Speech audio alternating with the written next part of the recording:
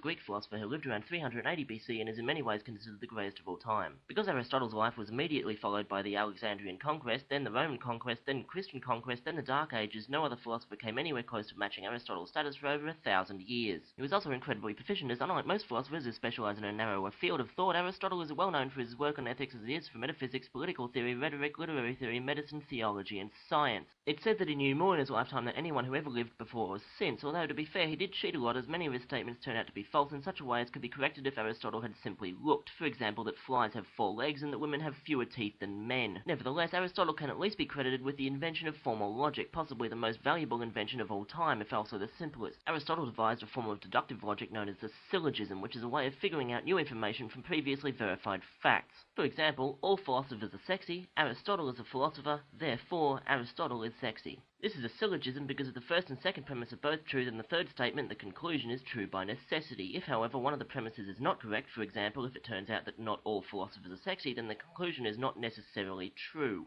Note, however, that it does not make the conclusion false. It simply means that despite popular opinion, being sexy is not a prerequisite to being a philosopher. Aristotle figured that everything in the world could be analysed in terms of 2 groups of features, incidental features and essential features. An incidental feature is any feature that doesn't affect something's placement in a category. For example, a fish can be red, blue, yellow, or African savanna, but no matter what colour it is, it's still a fish. On the other hand, an essential feature is any aspect of something that is necessary for it to be that thing. For example, a fish that has no fins, no gills, doesn't live in water, has fur and whiskers, drinks milk, and is named Archimedes Whiskers von Pussy Boots loses any right it has to be known as a fish. For Aristotle, every statement that can be said about the world is either true or false. You can only have one or the other. Although this sounds perfectly reasonable, Aristotle nevertheless ran into a problem, namely the truth value of future statements.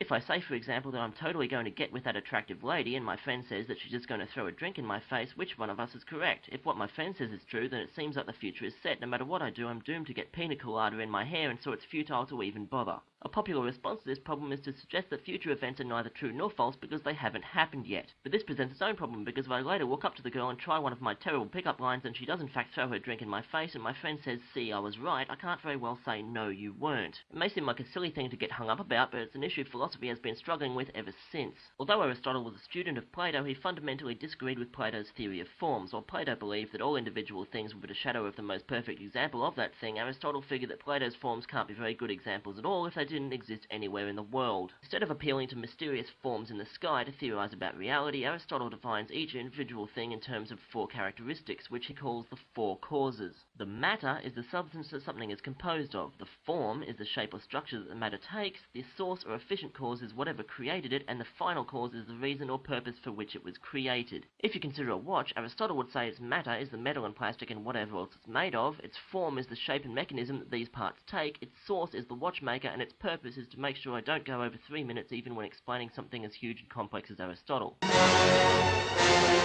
This is nowhere close to everything Aristotle accomplished during his life. In fact, he wrote so much philosophy that it took the rest of us until the Renaissance to work through it all, and it was about that time that we realised to our horror that he'd been wrong about almost everything.